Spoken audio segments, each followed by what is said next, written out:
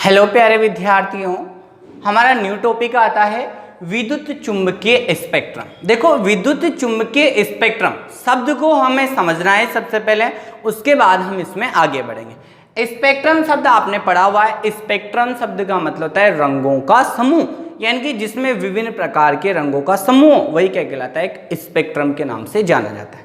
अब बात आती है कि विभिन्न प्रकार के रंग ही क्यों होते हैं। जिस पदार्थ की या किसी भी विकिरणों की आवृत्ति कितनी होती है या उसकी तरंगदैर्घ्य कितनी होती है, उसकी तरंगदैर्घ्य के आधार पर उसका रंग होता है। तो तरंगदैर्घ्य के आधार पर जब रंग होता है तो हर एक विकिरणों की क्या होती है, तरंगदैर्घ्य डिफरेंट होती है, तो उनका वहां पर रंग भी डिफरेंट होगा।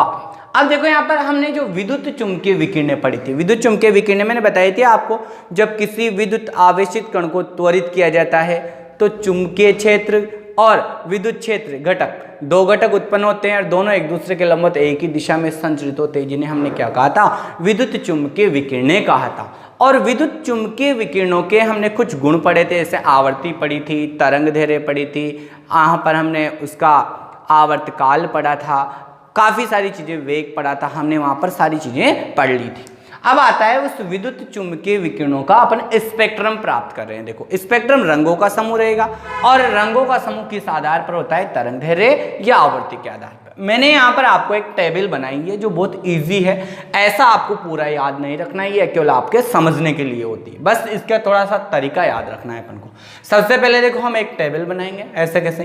टेबल में हमने क्या कर लिया, यहाँ पर इस कोने से इस कोने पे 10⁻24 मैंने दर्शा दिया।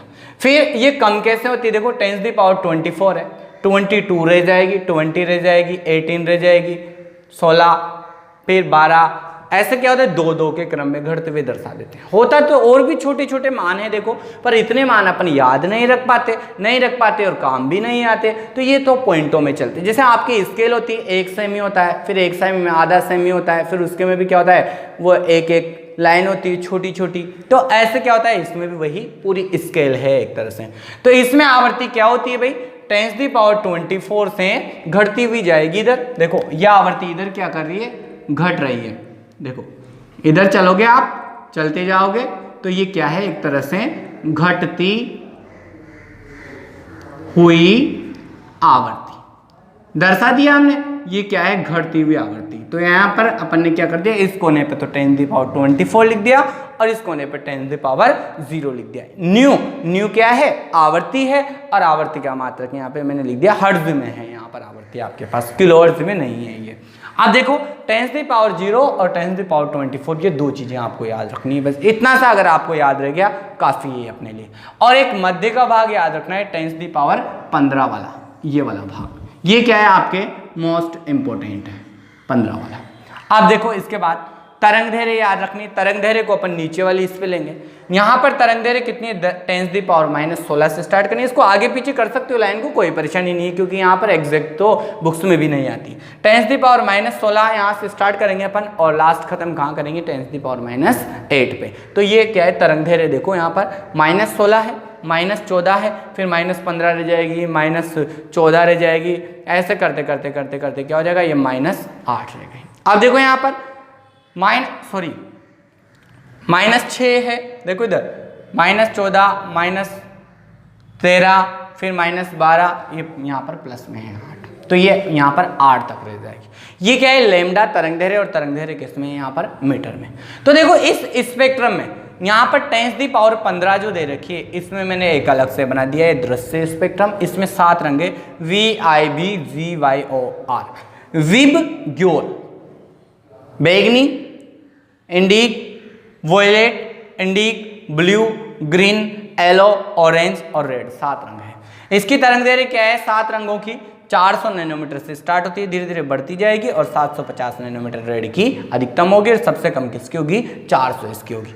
इसी में से छोटे छोटे क्वेश्चंस हमारे कंपटीशंस में भी पूछता है और यहाँ पे भी आपके आ जाते हैं कभी कभार। तो देखो, यहाँ पर सबसे पहले अपन विद्युत चुंबकीय स्पेक्ट्रम की डेफिनेशन देंगे। अब देखो, इसमें विद्युत चुंबकीय जो विकिरणें होती है ना, वो बहुत सारे प्रकार की होती है। उसमें खुद लिखी है मैंने यहाँ पर, जो भी जितनी भी प्रकार की विकिरणें होती है, जैसे चाहे मोबाइल की रेडिएशन हो, चाहे डिस्क की रेडिएशन हो, या कोई टावर की रेडिएशन हो, तो किसी, या फिर आपके रेडियो की ही रेडिएशन हो, आप FM चलाते हो उसकी हो, तो सभी प्रकार की, या फिर रिमोट जब आप यूज़ लेते हो टीवी में तो उससे निकलने वाली किरणें जो उसमें कैच करती है, तो वो रेडिएशन सारी यहाँ पर क्या है, जितनी भी विकिरणें हैं वो क्या होती है, विद्युत चुंबकीय विकिरणों के अंतर्गत आती है। अब देखो यहाँ विद्युत चुंबकीय विकिरणों के अंतर्गत कौन कौन सी अपन ने लिखी है।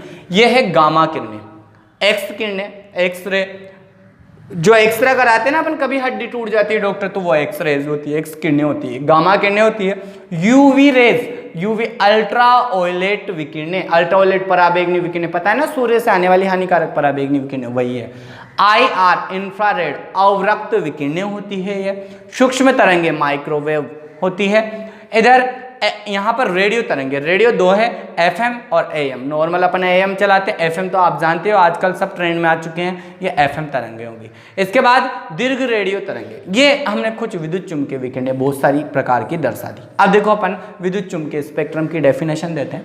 विभिन्न प्रकार की विद्युत चुंबकीय विकिरणों को, ध्यान देना, विभिन्न प्रकार की विद्युत चुंबकीय विकिरणों को, ये क्या है देखो, आवर्ती, आवर्ती यहाँ कितने से स्टार्ट हुई, 24 से, तो कम होती जा रही है, हो गए ना कम। तो विभिन्न प्रकार की विद्युत चुंबकीय विकिरणों को आवर्ती के घटते क्रम में, आवर्ती का ये घटता क्रम हो जाएगा इधर, और तरंग दैर्घ्य का देखो माइनस था, माइनस कम होता जा रहा है, प्लस में आता जाएगा, तो तरंग दैर्घ्य का कौन सा क्रम हो जाएगा, बढ़ता हुआ क्रम में जो विन्यास प्राप्त होता है, इसी विन्यास को हम क्या कहते हैं, विद्युत चुंबकीय स्पेक्ट्रम के नाम से जानते हैं। आपको लैंग्वेज रटनी नहीं है, ऐसे ही याद हो जाएगी। देखो विभिन्न प्रकार की ये विद्युत चुंबकीय विकिरणें सभी, इनका आवर्ती का तो घटता हुआ क्रम, या आवर्ती का घटता हुआ क्रम तथा तरंग दैर्घ्य के बढ़ते हुए क्रम में विन्यास क्या कहलाता है, विद्युत चुंबकीय स्पेक्ट्रम के नाम से जाना जाता है। कोई परेशानी, आपको केवल डेफिनेशन याद रखनी है, सारणी याद नहीं रखनी, वैसे तो समझनी है, आपको रटनी नहीं है। भाई ऐसी पूछेगा मैं बना क्या नहीं, चित्र नहीं बनाना, ऐसा पूछा ही नहीं जाता पहली बात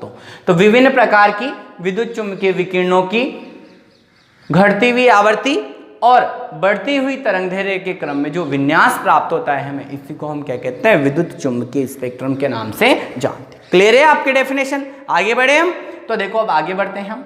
इस विद्युत चुंबकीय विकिरणों में 10⁻15 आवर्ती, हर्ट्ज आवर्ती, देखो 10⁻15 हर्ट्ज, हर्ट्ज क्या है, आवर्ती है ये ऊपर सारी।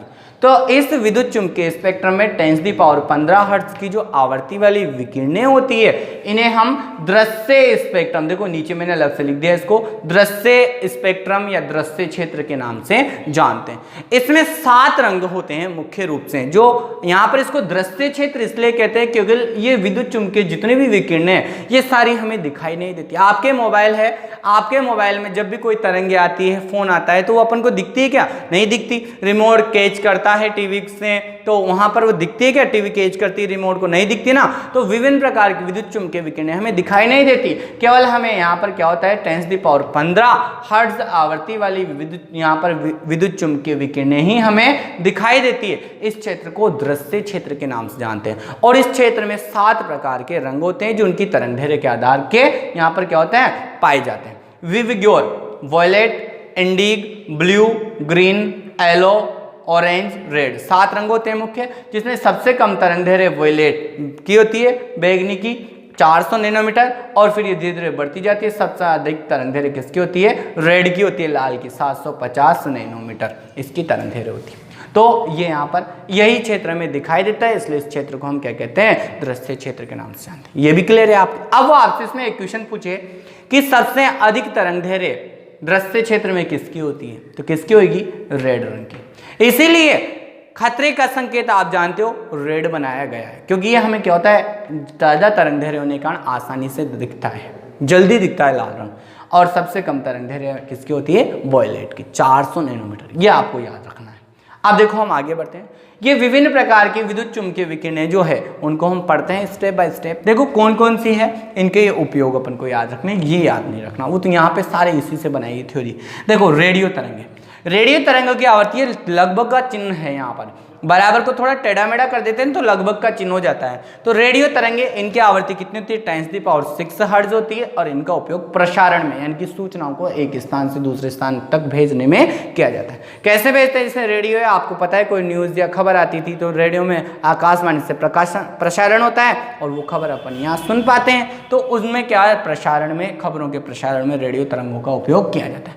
अब देखो यहाँ रेडियो तरंगों की आवृत्ति लगभग कितनी लिखी अपने, 10⁻6 हर्ट्ज। यहाँ देखो रेडियो तरंगे ये रही, रेडियो तरंगों की लगभग 10⁻6 हर्ट्ज में मैंने दर्शा दी है यहाँ पर AM की। तो ये यहाँ तो अपन अपने हिसाब से दर्शा रहे हैं, ये आगे पीछे हो सकता है इसीलिए लगभग का चिन्ह लगाया जाता है इनमें। तो रेडियो तरंगों की आवृत्ति 10⁻6 हर्ट्ज होती है और इनका उपयोग प्रसारण में किया जाता है। आपको यहाँ से कुछ याद रखने मेन।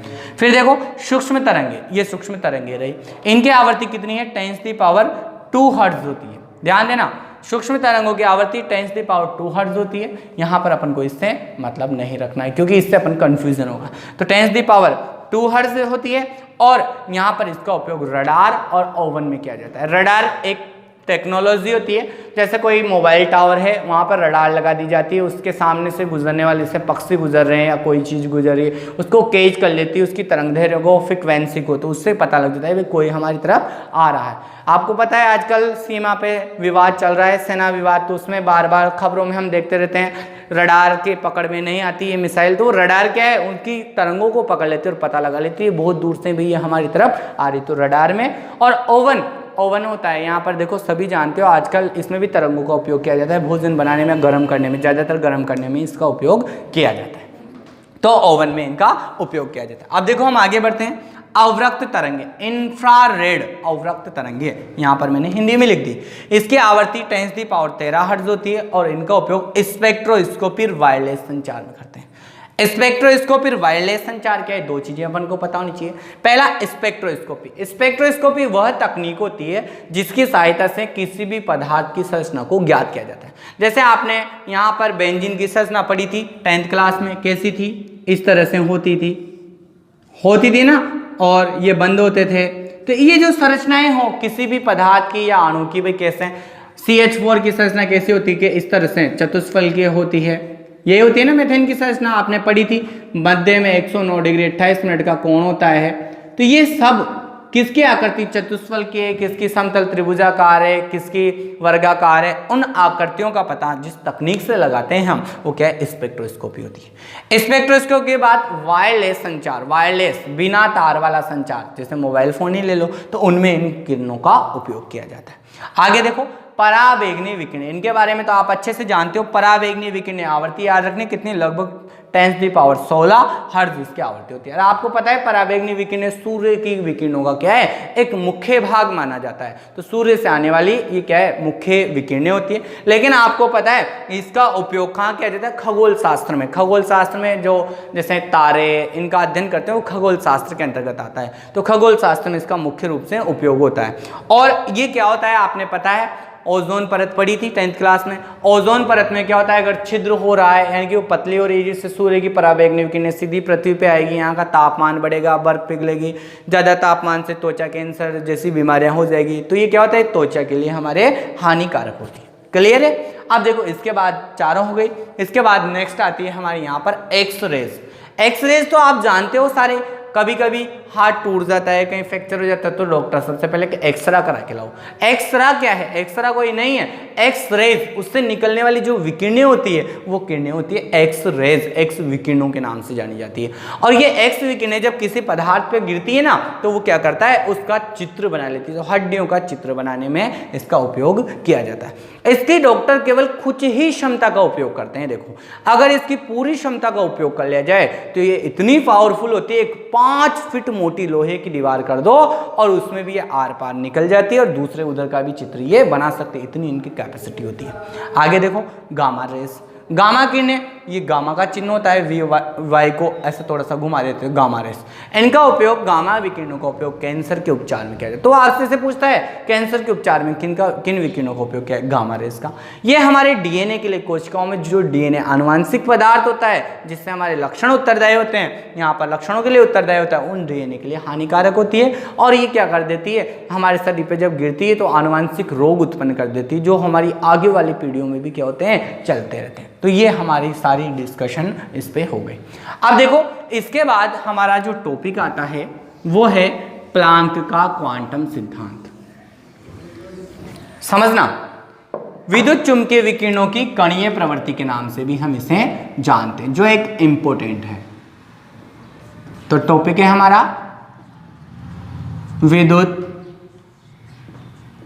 चुंबकीय विकिरणों की कणीय प्रवृत्ति। कणीय प्रवृत्ति, देखो विद्युत चुंबकीय विकिरणों की कणीय प्रवृत्ति को समझाता है, और यह सिद्धांत देने वाला वैज्ञानिक था जर्मन का प्लांक, मैक्स प्लांक पूरा नाम था उसका, इसलिए इस सिद्धांत को प्लांक का क्वांटम सिद्धांत के नाम से भी जानते हैं। तो ये इस नाम से भी आ जाता है एग्जाम में, प्लांक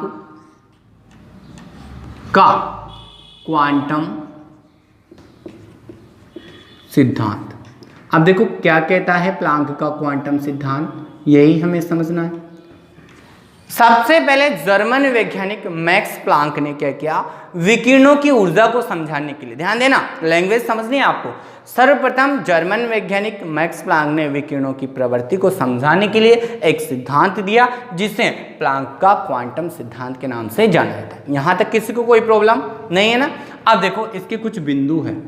पहला बिंदु कहता है, आपने प्रकाश की द्वैत प्रकृति सुनी है कि प्रकाश की जो यहाँ पर विकिरणें आती है उनकी प्रवृत्ति एक तो क्या होती है, तरंग रूप में तो होती है, परंतु साथ साथ उनमें क्या होती है, कुछ कण भी उपस्थित होते हैं, उन कणों को फोटोन कहते हैं, कहा था हमने। तो ऐसे ही ये भी यहाँ पर क्या करता है कि जो ये विद्युत चुंबकीय विकिरणें होती है इनकी तरंग के साथ साथ क्या होती है, कणीय प्रवृत्ति भी पाई जाती है। तो देखो ये कहता है पहले पॉइंट में कि किसी भी विद्युत चुंबकीय विकिरणों का उत्सर्जन सतत रूप से नहीं होकर क्या होता है, ऊर्जा के छोटे छोटे बंडल्स या टुकड़ों के रूप में होता है। ध्यान देना, विद्युत चुंबकीय विकिरणें निकल रही है तो अपन ये सोचे कि निकल रही है ऐसे चल रही है, ऐसे कंटिन्यू विद्युत चुंबकीय विकिरणों का उत्सर्जन नहीं होता। ये तो है सतत विकिरणें।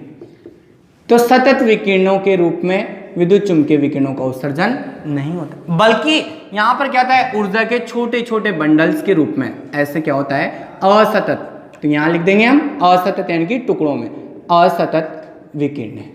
तो असतत रूप से होता है, ऐसे होता है विकिरणों का उत्सर्जन। अब इस असतत रूप से जो विकिरणों का उत्सर्जन होता है, यहाँ पर क्या होता है, इसमें अनेक छोटी छोटी बहुत सारी विकिरणें होती है जो यहाँ पर एक ऊर्जा के रूप में कार्य करती है, और इन असतत विकिरणों को हम क्वांटा या बंडल इंग्लिश में, सॉरी हिंदी में क्वांटा, इंग्लिश में तो क्वांटा बोलते हैं, हिंदी में बंडल के नाम से जानते हैं। समझ गए यहां तक। अब देखो इस प्रकाश के कणों में, प्रकाश के कण यानी कि प्रकाश की जब विकिरण आएगी तो विकिरणों के साथ उनमें कुछ कण भी रहेंगे, उन कणों को फोटोन के नाम से जानते हैं। तो क्या कहता है, प्रकाश के कण क्या हो जाएंगे, फोटोन। ये भी क्लियर है आपके। तो ये पहला पॉइंट हो गया। दूसरा पॉइंट क्या कहता है, प्रत्येक क्वांटम की ऊर्जा उसकी आवर्ती के समानुपाती होती है। तो ध्यान देना, प्रत्येक क्वांटम की ऊर्जा, ऊर्जा को एनर्जी बोलते हैं, कैपिटल ई से लिख दिया, उस की आवर्ती, आवर्ती किससे लिखते हैं, न्यू, उसके क्या होती है, समानुपाती। तो आवर्ती की क्या कर दिया हमने, समानुपाती। समानुपाती का चिन्ह हटाएंगे तो ई बराबर, समानुपाती का जब भी हटाते हैं क्या आ जाता है, बराबर आ जाता है, और एक नियतांक आ जाएगा h, और ये न्यू अपनी जगह है। ये मैंने एक समीकरण बना दी, इसको इक्वेशन नंबर फर्स्ट दे देता हूँ। इसको प्लांक की समीकरण के, प्लांक की ऊर्जा समीकरण के नाम से जानते हैं कि किसी भी जो कण की, जैसे ये पेन है, इसकी टोटल ऊर्जा क्या होती है, अगर उसकी आवर्ती को प्लांक स्थिरांक h से मल्टीप्लाई कर दिया जाए तो इसे क्या कहते हैं, हम उसकी टोटल ऊर्जा निकाल सकते हैं।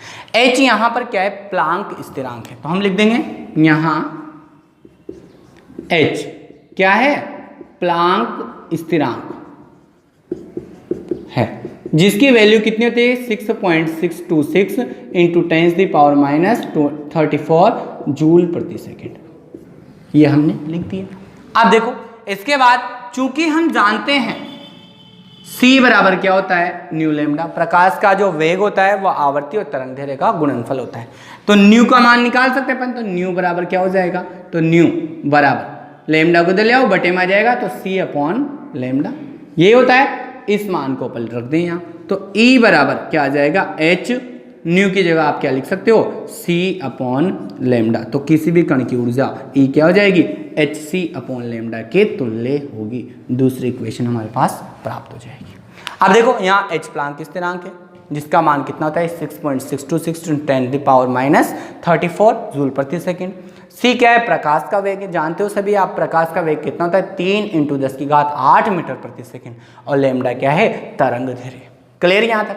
अब इसके बाद देखो कहता है यहाँ पर कि किसी भी जो कण की वस्तु के द्वारा अवशोषित ऊर्जा, कोई भी वस्तु है कितनी ऊर्जा का अवशोषण करेगी या फिर कितनी ऊर्जा का यहाँ पर विद्युत चुम्बकीय विकिरणों के रूप में उत्सर्जन करेगी, इसकी मात्रा क्या होती है, क्वांटा के पूर्णांक होती है। तो देखो पूर्णांक, थर्ड पॉइंट कहता है क्वांटा के पूर्णांक। तो अवशोषित या उत्सर्जित ऊर्जा क्या होती है, E बराबर h न्यू, और पूर्णांक होगी तो n अपन आगे लगा देंगे पूर्णांक संख्या के रूप में। तो ये तीसरी इक्वेशन भी हमारे पास प्राप्त हो जाती है।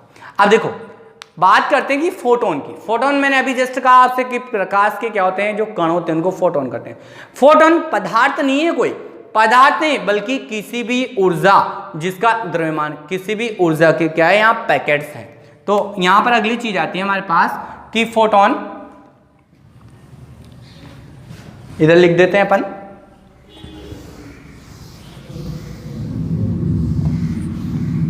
देखो फोटोन पहली चीज आती है, फोटोन अपन कहें कण है या पदार्थ है, तो पदार्थ नहीं है, पहली शर्त। ये मैं आपको थोड़ा डीपली पढ़ा रहा हूं, क्यों, क्योंकि कंपटीशन में आते हैं आपके, जब आप 12th के बाद तैयारी करोगे। तो पदार्थ नहीं है, बल्कि क्या है ये, बल्कि किसी भी जो ऊर्जा है उसके पैकेट से क्वांटा है। तो किसी ऊर्जा के पैकेट है, तो किसी भी ऊर्जा के क्या है, पैकेट है। और इनका स्थिर द्रव्यमान, अगर बात करें द्रव्यमान की, तो कितना होता है, 0 होता है, 0 होता है। क्लियर है यहां तक। अब देखो प्रकाश ऊर्जा के क्वांटम को फोटोन कहते हैं। ध्यान दो, प्रकाश ऊर्जा का जो क्वांटम होता है, प्रकाश ऊर्जा जो सूर्य की विकिरण आ रही है के क्वांटम को, प्रकाश ऊर्जा का क्वांटम, क्वांटम एक तरह से मानो नहीं मानो तो कुछ भी नहीं है, और मानो तो एक तरह से क्या है, ऊर्जा के पैकेट्स हैं। तो प्रकाश ऊर्जा के जो क्वांटम है उन क्वांटम को क्या कहते हैं, हम यहाँ पर फोटोन कहते हैं। तो प्रकाश ऊर्जा के क्वांटम को क्या कहोगे आप, फोटोन कहते हैं। यानी कि जो प्रकाश ऊर्जा आ रही है ना क्वांटा के रूप में, तो यहाँ पर बंडल्स के रूप में, उसको हम क्या बोलते हैं, फोटोन। तो फोटोन बोल दे वो आपसे किसे कहते हैं, तो प्रकाश ऊर्जा के क्वांटम को हम क्या कहते हैं, फोटोन कहते हैं। फिर देखो जबकि उसमें ऊर्जा, अगर आप कहीं गर्म कर रहे हो किसी पदार्थ को तो भी वो ऊर्जा ही है एक प्रकार की, वो उसमें ऊर्जा हो जाएगी। तो उसमें ऊर्जा के क्वांटम को फोटोन नहीं बल्कि फोनोन के नाम से जानते हैं। क्लियर। अब देखो मैं आपको वापस पूरा सिद्धांत एक बार रिवाइज करवा देता हूँ। विद्युत चुम्बकीय विकिरणों की कणीय प्रवृत्ति को समझा था कि तरंगे नहीं बल्कि इनमें कुछ कण भी होते हैं, जिसको मैक्स प्लांक का क्वांटम सिद्धांत। तो सर्वप्रथम जर्मन वैज्ञानिक मैक्स प्लांक ने प्रकाश की विकिरणों को समझाने के लिए, उनकी कणीय प्रवृत्ति को समझाने के लिए जो सिद्धांत दिया, उसे इन्हीं के नाम पर प्लांक का क्वांटम सिद्धांत के नाम से जानते हैं। इसके कुछ बिंदु मुख्य हैं। पहला बिंदु कहता है कि प्रकाश विकिरणों या विद्युत चुम्बकीय विकिरणों का जब उत्सर्जन होता है किसी पदार्थ से, या कोई पदार्थ उन विकिरणों का अवशोषण करता है, ध्यान से समझना, विद्युत चुम्बकीय विकिरणों का उत्सर्जन या अवशोषण किसी पदार्थ के द्वारा सतत रूप से, कंटिन्यू रूप से नहीं होकर क्या होता है, ऊर्जा के छोटे छोटे टुकड़ों के रूप में, पैकेट्स या बंडल्स के रूप में होता है। यहाँ पर असतत रूप से होता है, अर्थात जिन्हें हम क्वांटा के नाम से जानते हैं। तो आपसे पूछे कि क्वांटा किसे कहते हैं, तो हम कहेंगे कि किसी भी पदार्थ के द्वारा विद्युत चुम्बकीय विकिरणों का उत्सर्जन या अवशोषण सतत रूप से नहीं होकर असतत रूप से होता है, टुकड़ों में यहाँ पर होता है, जिन्हें इन टुकड़ों को हम क्या बोलते हैं, प्रकाश का क्वांटा के नाम से जानते हैं। क्वांटा की परिभाषा क्लियर हो गई। दूसरी, प्रकाश के कण क्या कहलाते हैं, हम जानते हैं जो सूर्य से प्रकाश के कण आते हैं, उनमें यहाँ पर सूर्य से विकिरणें आती हैं, उनमें जो कण रहते हैं प्रकाश के कण, उनको फोटोन के नाम से जाना जाता है। आगे देखो दूसरा पॉइंट कहता है ये कि किसी भी पदार्थ के द्वारा या कण के द्वारा उत्सर्जित या फिर अवशोषित ऊर्जा, उसके आवर्ती न्यू के क्या होती है, समानुपाती। समानुपाती घटाओगे तो बराबर आ जाएगा एच क्या आ जाएगा, समानुपाती स्थिरांक। एच यहाँ पर प्लांक स्थिरांक है, न्यू आवर्ती ई ऊर्जा है उत्सर्जित या अवशोषित। तो ई बराबर किसी भी कण की ऊर्जा क्या होती है, एच न्यू होती है, यानी कि प्लांक स्थिरांक को आवर्ती से मल्टीप्लाई कर दो तो उसकी टोटल ऊर्जा हमारे पास ज्ञात हो जाएगी। फिर देखो न्यू बराबर, हम जानते हैं सी बराबर प्रकाश का वेग न्यू लैम्डा होता है, यानी कि आवर्ती और तरंगदैर्घ्य का गुणनफल होता है। तो न्यू बराबर क्या जाएगा, लैम्डा को इधर ले आओ तो सी बटा लैम्डा, तो न्यू की जगह अपन क्या लिख सकते हैं, सी बटा लैम्डा। तो ई बराबर हमारे पास क्या हो जाएगा, एच सी अपॉन लैम्डा। ये भी हो गया। एच प्लांक स्थिरांक जिसकी वैल्यू आपको पता है 6.626 × 10⁻34 जूल प्रति सेकंड होती है, और सी प्रकाश का वेग है 3 × 10⁸ मीटर प्रति सेकंड होता है, लैम्डा क्या है, तरंगदैर्घ्य। तीसरा पॉइंट कहता है कि किसी भी कण के द्वारा उत्सर्जित या जो अवशोषित ऊर्जा होती है वो क्या होती है, यहाँ पर पूर्णांक के रूप में होती है। पूर्णांक के रूप में, ऐसे नहीं आधे आधे मान में नहीं, पूर्णांक एन, पूर्ण संख्या 1 2 3 4 होती है। तो ई बराबर एच न्यू के आगे आप एन भी लगा सकते हो। 3 पॉइंट्स क्लियर हो गए आपके। फोर्थ पॉइंट्स कहता है कि फोटोन पदार्थ नहीं है। जो फोटोन है ना सूर्य की विकिरणों में जो कण है वो फोटोन कोई पदार्थ नहीं है, बल्कि ऊर्जा के पैकेट्स है जिनका द्रव्यमान कितना होता है, स्थिर द्रव्यमान 0 माना जाता है। आगे देखो, वो आपसे कहे फोटोन क्या है या फोनोन क्या है, तो आप सिंपल वे में परिभाषा दोगे कि प्रकाश ऊर्जा के क्वांटा को, यानी कि जो प्रकाश के क्वांटा है, प्रकाश के ऊर्जा की जो बंडल्स है उनको क्या बोलते हैं, फोटोन। और जब उसमें ऊर्जा की बात करेगा, टेम्परेचर की बात करें, तो उसमें ऊर्जा का जो क्वांटा होता है उसको फोनोन के नाम से जानते हैं। क्लियर है ये सिद्धांत। अब देखो इस सिद्धांत की कुछ कमियां हैं जो मैं आपको ऐसे ही बता देता हूं।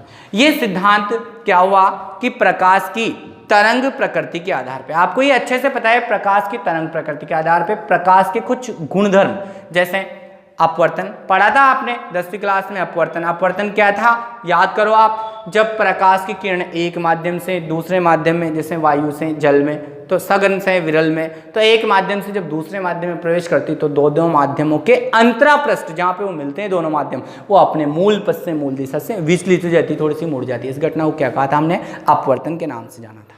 परावर्तन, किसी चमकदार धातु की सतह पर जब कोई प्रकाश की किरण टकराती तो वापस पुनः उसी माध्यम में लौट जाती।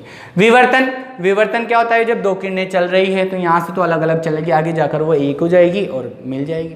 तो एक आगे जैसे जा रही है, किरणें जा रही है, अब ये आगे जाके कोई अवरोध आ गया तो उसके जाकर क्या होती है, उसके आसपास मुड़ जाती है, तो ये विवर्तन हो जाएगा। व्यतिकरण, 2 किरणें जाकर मिल जाना, तो ये तो आपके है नहीं विवर्तन व्यतिकरण, तो यहाँ पर 12th में आएंगे, परंतु मैंने तो थोड़ा सा बता दिया, काम भी नहीं आने वाले आपके। तो देखो यहाँ पर पहली कमी है प्रकाश की कुछ महत्वपूर्ण घटनाएं, जैसे अपवर्तन, परावर्तन, 2 ये आपने पढ़ी है। विवर्तन भी होता है, व्यतिकरण भी होता है। आदि घटनाओं को तो हम प्रकाश की केवल तरंगीय प्रवृत्ति यानी कि विकिरणों के आधार पर समझ सकते। समझाया था हमने, अपवर्तन पढ़ा विकिरणों के आधार पे, तरंग के आधार पे, अपवर्तन के बाद परावर्तन पढ़ा। तो इनको तो हम क्या कर सकते हैं, प्रकाश की तरंग प्रकृति के आधार पर समझ सकते हैं। लेकिन कुछ अन्य घटनाएं जिनको हम प्रकाश की तरंग प्रकृति के आधार पर नहीं समझ सकते, उन्हें अगर हमें समझना है तो हमें क्या करना पड़ेगा, प्रकाश की प्रवृत्ति को तरंगीय नहीं बल्कि कणीय मानना पड़ेगा। उनमें कुछ कण उपस्थित होते हैं, उन कणों के आधार पर ही हम उनको समझ सकते हैं। जैसे पहला हम पढ़ने वाले कृष्णिका विकिरण, ब्लैक बॉडी, कृष्णिका विकिरण अपन पढ़ेंगे। दूसरा हम पढ़ेंगे प्रकाश विद्युत प्रभाव। पता है प्रकाश विद्युत प्रभाव तो आपको अच्छे से, जब किसी धातु की सतह पर निश्चित आवर्ती के प्रकाश विकिरणें आपतित होती है तो धातु की सतह से इलेक्ट्रॉन उत्सर्जित हो जाता है। इसे क्या कहते थे हम, प्रकाश विद्युत प्रभाव बोलते थे, पढ़ा था हमने। और अब आप जानते हो कि धातु की सतह से इलेक्ट्रॉन क्या एक पार्टिकल से कण है। अब धातु की सतह से इलेक्ट्रॉन उत्सर्जित कब होगा, जब कण से कण टकराएगा। कण से अगर कोई किरण टकराएगी तो प्रकाश की किरणें तो धक्का नहीं मारती, यानी कि उन किरणों में कुछ कण थे जो क्या हुए, उस इलेक्ट्रॉन से टकराए, उनको धक्का मारा और निकल गए। तो आज इस गुण को अपन कैसे समझ सकते हैं, प्रकाश की कणीय प्रवृत्ति। तो कृष्णिका विकिरण, प्रकाश की कणीय प्रवृत्ति, और हाइड्रोजन परमाणु का जो रेखीय स्पेक्ट्रम जिसको हम पढ़ेंगे। देखो ये टॉपिक्स बता रहा हूं मैं, तो केवल इनको डिटेल से पढ़ेंगे अपन, तो इनको हम क्या कर सकते हैं, प्रकाश की कणीय प्रवृत्ति से ही समझ सकते हैं, जिसे हम नेक्स्ट लेक्चर में पढ़ने वाले हैं। Thanks for watching. और देखो थोड़ा सा इतना सा ध्यान रखना कि आपका जो सिलेबस है चेंज हो चुका है। चेंज नाम का चेंज है, कोई चेंज नहीं हुआ है। आपका सिलेबस जो आपकी नई बुक्स आई है वो सन 2011 से 15 के बीच में चलती थी पहले, वही बुक वापस उठा के उन्होंने दे दी है। तो वही चैप्टर सेम चैप्टर है। अगर किसी को डाउट होगा सर नहीं मिल रहा है या थोड़ा डिफरेंट जा रहा है, डिफरेंट नहीं जा रहा, आपको अच्छे से ज़्यादा डिटेल से पढ़ाया जा रहा है, इसलिए थोड़ा सा आपके टॉपिक्स आगे पीछे सकते हैं। जब चैप्टर कंप्लीट होता है तो पूरे टॉपिक्स आपको ऐसे मिलेंगे, ठीक है।